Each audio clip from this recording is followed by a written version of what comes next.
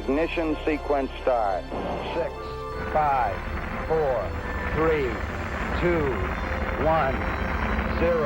All engine running. We have a liftoff. Liftoff on Apollo 11. Na Rede Escola de hoje, o aniversário de 50 anos da chegada do homem à Lua. No Rio de Janeiro, o Museu do Amanhã prepara uma noite de observação do nosso satélite natural. A Lua de perto é bem diferente do que a gente vê daqui de baixo. E foi muito legal ver a Lua porque ela tem buracos. Aqui de baixo não dá para ver os buracos. Como funciona a curadoria do principal festival de animação do Brasil? A intenção não era criar só um festival, era criar condições para que o nosso meio de expressão favorito evoluísse e tivesse um terreno firme aqui no Brasil. Uma conversa com o historiador Fábio Silvestre Cardoso, autor de uma biografia sobre o mais longevo ministro da Educação brasileira, Gustavo Capanema. Gustavo Capanema é o ministro que inventa o Ministério da Educação da maneira como a gente conhece hoje. E há 115 anos, o Rio de Janeiro testemunhava a revolta da vacina. A partir daquele evento, muitas pessoas foram reconhecendo a importância da ciência, a importância da vacinação.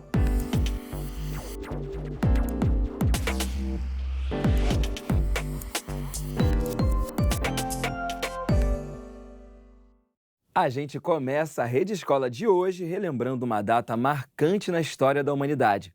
Os 50 anos da chegada do homem à Lua. Foi com a frase "um pequeno passo para o homem e um salto gigantesco para a humanidade" que o astronauta Neil Armstrong entrou para a história ao se tornar o primeiro homem a pisar na Lua. A presença humana em nosso satélite foi o ápice da corrida espacial protagonizada por Estados Unidos e União Soviética entre os anos 50 e 60. O programa Sessão Cinemateca aqui da TV Escola destacou assim a corrida espacial e como nós, brasileiros, acompanhamos essa época pela tela da TV. Vamos ver. 5, 4, 3, 2, 0. Com o fim da Segunda Grande Guerra, Estados Unidos e União Soviética passam a disputar superioridade tecnológica. And the communist bloc has developed a vast new arsenal of trading weapons which can be used against them. A Terra estava dividida. O próximo passo era a conquista do espaço. Começava a corrida espacial, que levaria o homem à Lua. Enquanto as potências exploravam o universo, o mundo acompanhava tudo pela TV. Claro que o Brasil não ficou de fora. Uma câmera menor será colocada na superfície lunar para mostrar Conrad e Bean recolhendo amostras lunares. As imagens captadas serão enviadas à Terra e de Houston, Texas, distribuídas para as cadeias de televisão, que por sua vez levarão aos lares de todo o mundo os detalhes de mais um gigantesco empreendimento da humanidade. Os astronautas foram os heróis da época e se tornaram verdadeiras celebridades. Esse aí, por exemplo, é o John Glenn, conversando com o presidente americano John Kennedy. E esse é o cosmonauta soviético Yuri Gagarin. Ele fez sucesso até aqui no Brasil. Todos esses são registros fundamentais de uma época em que a humanidade sonhou conquistar o espaço. É o audiovisual ajudando a escrever a história. E 50 anos depois que o homem pisou na Lua, quem vai ver a Lua bem de pertinho é o público. O Museu do Amanhã, em parceria com o Clube de Astronomia do Rio de Janeiro, convidou o público para uma noite de observação. Eles vão ver a Lua, as crateras da Lua, planetas, satélites, tudo com a ajuda de um astrônomo. Traz grande valor para a experiência, na verdade, esses astrônomos estarem aqui, porque a gente não tem contato com esse tipo de conhecimento no dia a dia, né? E só olhar também, você não vê nada demais. Aí quando o cara começa a te explicar, enfim, os profissionais, daí você realmente dá valor porque você tá vendo ali aquele pontinho, na verdade é uma coisa muito maior. Nós trouxemos o público para fazer essa noite de observação de telescópios porque também temos o interesse de encantar as pessoas com a ciência.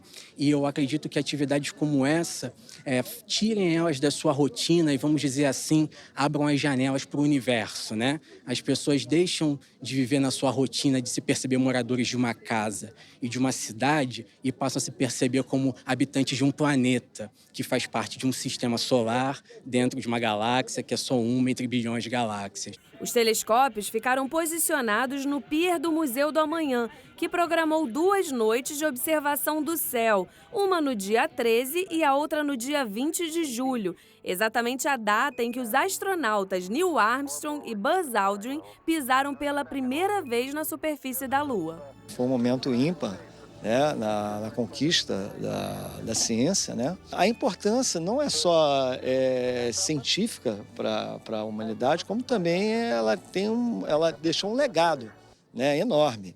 E esse legado a gente vê em tudo o que é hoje que você usa. Você vê uma simples frigideira de Tefal, uma câmera fotográfica, o celular, o computador. Tudo isso foi consequência desses 50 anos da chegada do homem à Lua. A Lua de perto é bem diferente do que a gente vê daqui de baixo. E foi muito legal ver a Lua porque ela tem buracos. Aqui de baixo não dá para ver os buracos. E você, se pudesse, você iria lá na Lua? Sim. O que você ia querer fazer na Lua? Pular.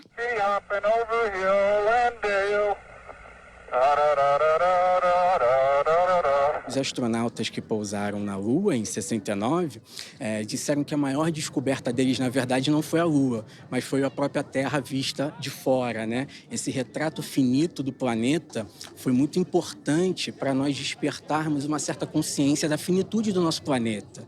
Nós normalmente pensamos que os recursos naturais, que é tudo abundante e inesgotável, mas ao ver esse planeta de fora, ver a sua finitude, nós começamos a perceber que, na verdade, não, né? Que o nosso planeta tem limites e que cabe a nós, humanos, cuidar dele da melhor forma possível. Há 115 anos, um levante popular tomou as ruas do Rio de Janeiro, a revolta da vacina.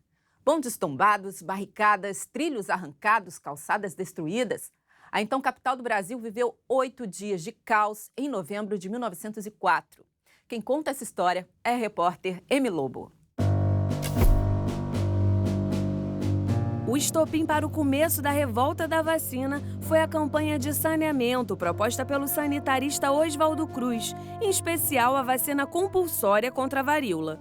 A gente pode dizer que foi uma revolta porque foi necessário a mobilização de forças armadas, até a Armada, da Marinha, a região do bairro da Saúde acabou se tornando uma área de resistência, né, em que a população foi assumindo, né, certas demandas, certas bandeiras, né, se sentiu empoderada, motivada por aquele movimento contra o sistema, né, e acabou que a repressão também foi muito forte, né, ela foi feita com muita energia, não se tem dados precisos de mortos e feridos, mas os relatos da época dão conta de que foram muitos que foram presos, que foram degradados para outras regiões mais inóspitas do país, de tamanho que foi a dimensão desse evento.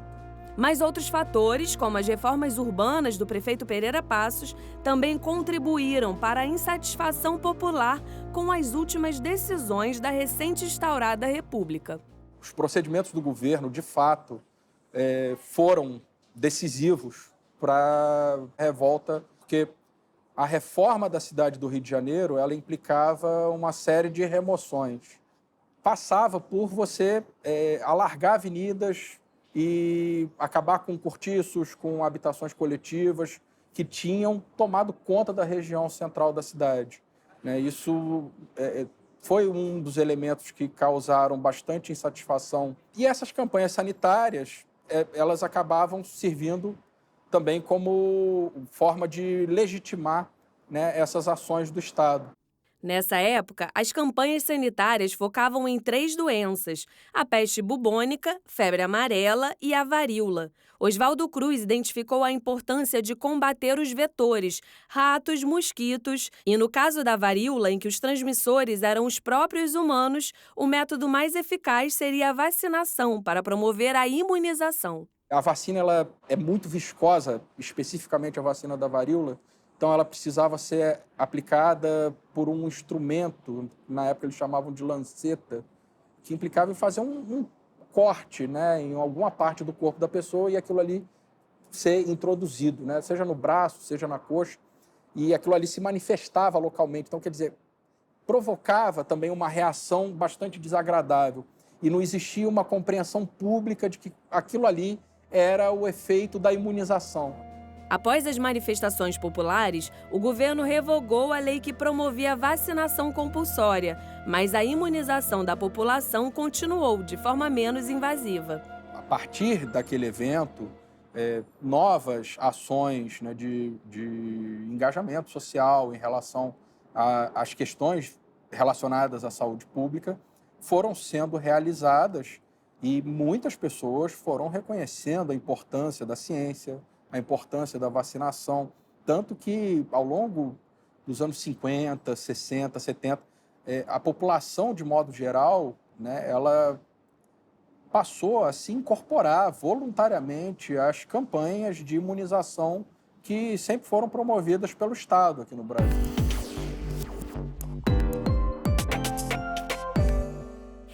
Fábio Silvestre Cardoso é jornalista e autor do livro Capanema, o ministro da Educação que atraiu intelectuais, tentou controlar o poder e sobreviveu à Era Vargas. Um livro que fala desse ministro da Educação que foi tão importante para o nosso país. E eu começo te perguntando, Fábio, qual é realmente a importância de Capanema até hoje para a nossa educação? O Gustavo Capanema é o ministro que inventa o Ministério da Educação da maneira como a gente conhece hoje. À época, na década de 30, a educação no Brasil era um assunto decisivo, era uma discussão definitiva, mas ela ainda não tinha o mesmo relevo na sociedade brasileira como nós conhecemos nos nossos dias. O Gustavo Capanema empresta esse status e essa relevância ao Ministério e traz para essa pasta uma série de questões que até os nossos dias nós seguimos falando a respeito. De que forma você se interessou pelo assunto, pelo Gustavo Capanema, e iniciou a pesquisa para esse livro? Sempre me fascinou o fato do Gustavo Capanema ser um ministro que mais tempo ficou nessa pasta, com 11 anos no poder, e eu suspeito que ele só saiu do governo Vargas porque o governo Vargas acabou em 1945. Além disso, ele atraiu para trabalhar consigo uma série de intelectuais que são nomes-chave da cultura brasileira até os nossos dias e já naquela época eram figuras muito importantes, como Heitor Villa-Lobos, Carlos Drummond de Andrade, Oscar Niemeyer, entre tantos outros nomes relevantes. E que habilidade ele tinha que foi tão importante para que ele assumisse essa pasta e pudesse fazer as transformações que ele acabou fazendo na educação do Brasil? Acima de tudo, ele foi um político que soube lidar com as diferenças e com as disputas que aconteciam dentro dessa pasta da Educação e Saúde. Era assim que chamava o Ministério da Educação e Saúde à época. E ele conseguiu fazer isso com essa habilidade de manejar e de manobrar posições absolutamente antagônicas. Então, dentro dessa pasta de educação, tinham figuras como Carlos Drummond de Andrade e também tinha a influência, o sopro de um nome muito relevante, que era o de Alceu Amoroso Lima. Então, o Capanema conseguiu, sem desagradar qualquer um desses lados de forma definitiva, se manter no poder, atraindo esses intelectuais para trabalhar ao seu redor. Isso é uma virtude que é importante até os nossos dias, né? Após essa pesquisa, para escrever o livro, você consegue identificar que tipo de educação que ele acreditava? Ele acreditava numa educação que fosse absolutamente formal, se a gente pensar em termos atuais, ou seja, uma educação que se pautava, sim, pelo conteúdo majestático que fosse ser apresentado em sala de aula. Ele acreditava numa formação bastante elitista por parte dos seus alunos, embora ele levasse em consideração a necessidade de que os alunos tivessem uma atividade próxima de iniciativas relacionadas às suas aptidões, ou seja, questões relacionadas ao ensino clássico e ao ensino científico foram desenvolvidas ao longo da sua administração. E qual foi a importância dele para a escola pública? O Capanema sempre foi um defensor da iniciativa do Estado como principal ator das questões relativas à educação. Não só a educação, mas sobretudo a educação. Então, ele, ao defender um modelo que fosse próximo e bastante alinhado com as decisões do governo Vargas, ele sustentava que essas posições precisavam, sim, estar articuladas a um desejo de que a educação pública fosse levada adiante, embora essa educação pública tivesse, sim, relacionada com alguns critérios vinculados à Igreja Católica e também a outras instituições de ensino que pudessem participar desse cenário. O Animamundi chega este ano à sua 27ª edição. Na reportagem, vamos mostrar para você o trabalho de curadoria de um festival desse porte. Nossa equipe ainda conversou com 2 animadores que têm uma relação bem íntima com o Animamundi. Eles participam desde a primeira edição e contam pra gente o que o festival significa para eles.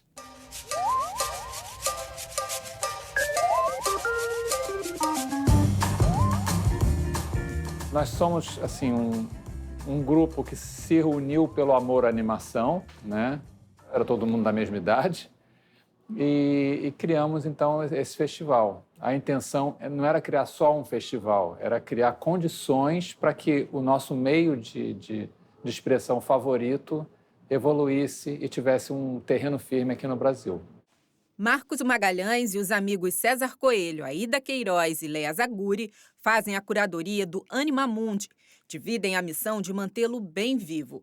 Entre as tarefas está avaliar as produções que chegam de vários cantos do Brasil e do mundo para definir quais participarão do festival. Hoje em dia, eles chegam espontaneamente, mais de 2.000 filmes. Boa parte do nosso tempo é assistir esses filmes para poder avaliar e poder comparar pelo menos o gosto de 4 pessoas diferentes, que nós temos gostos bem diversos.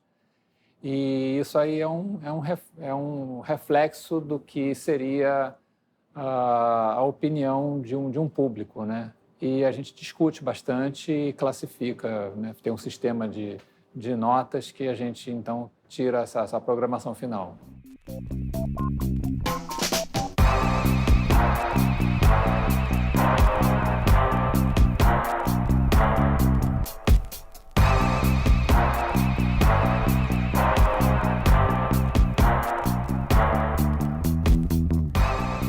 Todos os grandes momentos da animação nacional passaram pelo festival. O Brasil começou a produzir muitos curtas-metragens em várias técnicas, em várias regiões, não só no Sudeste, e começou a ganhar muitos prêmios. Sem o Animamundi, sem festival, nossa, milhares de pessoas não trabalhariam na área, porque não existiria essa área da maneira que existe hoje. Eu fui no Animamundi com uma tia minha, me levou assim por acaso, e porque eu não tinha um ingresso, foi em cima da hora, assim, não tinha mais para vender, eu fiquei lá rodando e brinquei numa oficina, que era o Estúdio Aberto. Pouco tempo depois eu fiz o curso deles, que era ainda oferecido pelos diretores do Animamundi. Uns meses ainda depois, eu comecei a trabalhar num estúdio de verdade. E aí, nunca mais eu parei. Eu continuei desenhando e fazendo as coisas que eu gostava. Eu fazia e refazia as coisas até elas ficarem do jeito que eu queria. E elas foram ficando. O meu último curta foi o curta que eu ganhei no Animamundi, o prêmio de público. E foi super importante para minha carreira, especialmente porque o Animamundi, para mim, é a minha casa. É onde eu queria mesmo ter passado o meu filme, é onde eu espero para ir, para levar minha filha. E não teve nenhum prêmio melhor, não vai ter nunca, do que ganhar o prêmio de público do Animamundi. E a gente segue na pegada do audiovisual. No Distrito Federal, um projeto leva para as escolas de ensino médio oficinas de produção de vídeo. Vamos ver na reportagem de Amanda Mustafa. Luz, câmera e ação. Um aprendizado diferente do conteúdo tradicional despertou a atenção desses jovens que durante 3 meses ampliaram o diafragma do conhecimento com um olhar sobre o universo da produção de filmes. Hoje em dia, por causa da facilidade, né, desses aparatos, dos devices, né, celulares e câmeras, né, semi-profissionais, então praticamente todo mundo hoje pode fazer um vídeo, né? Uma vez que elas dominam a linguagem, elas podem exercer isso em qualquer ferramenta, seja no celular ou numa câmera profissional. Eles tiveram noções básicas em todo o percurso, por exemplo, de animação, do que é light painting, do que é stop motion, do que é um pouco o básico da história do cinema, mas eles tiveram aula de plano de direção, eles tiveram aula de roteiro, eles tiveram aula com maquiadores de cinema, maquiadores cenográficos, eles tiveram aula de dramaturgia com atores. Então, eles passaram assim por todo o processo da criação de uma produção cinematográfica. Tudo isso para mostrar para os alunos que o audiovisual pode se tornar uma profissão com diferentes atores envolvidos. O projeto incluiu estudantes surdos dessa escola bilíngue, que, além do aprendizado, puderam usar os conhecimentos para se expressar. O Matheus é um dos alunos da oficina. O roteiro escrito por ele retrata o drama de milhares de surdos pelo país. A barreira na comunicação com os ouvintes. Mais do que conquistar reconhecimento, ele espera que o filme chame a atenção do público para o problema. O que eu mais gostei sobre ser o diretor da edição, de filmagem. É que eu tenho muita curiosidade sobre esse tema e eu acho que eu tenho um dom para isso. Sim, eu tenho essa vontade, eu sonho trabalhar com edição. Então, é muito importante, dentro do cinema, a comunicação do surdo. Apresentar para a sociedade um ator surdo, para as pessoas terem curiosidade, para saber, nossa, que o surdo é capaz também, igual o ouvinte, a trabalhar dentro do cinema. Os 10 filmes produzidos pelos alunos e gravados com o celular abordaram temas diferentes como preconceito, abuso, abandono, violência, relacionamentos. Na internet, os filmes foram avaliados em votação popular. Relaxa, você nem foi tão ruim assim. Você tá muito cheiro... Este é o ponto alto do projeto, a exibição dos trabalhos dos alunos e a premiação dos melhores curtas-metragens. O prêmio foi dividido em 3 categorias: melhor filme, melhor roteiro e melhor direção. Além do troféu, toda a equipe dos 5 vencedores vai receber uma bolsa de estudos de um curso de produção audiovisual.